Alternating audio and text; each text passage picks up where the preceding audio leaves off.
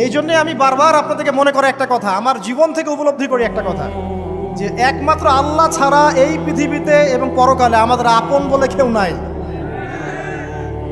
বাকি সবাই সবার স্বার্থের জন্য আছে। মানুষ মানুষের অবস্থানকেই মূল্যায়ন করে, মানুষ মানুষের অবস্থানকেই মূল্যায়ন করে।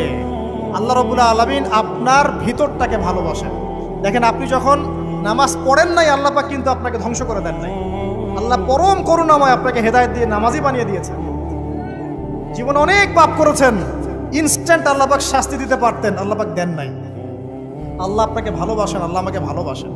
আল্লাহ পাকের এই ভালোবাসার ঋণটা শোধ করার জন্য হলেও নামাজি হয়ে যান, আল্লাহর পথে ফিরে আসেন, দিনের জন্য কিছু করেন, দিনের ফিকির করেন, পড়াশোনা করেন। প্রিয় ভাইরা, আল্লাহ পাক তৌফিক দান করুন।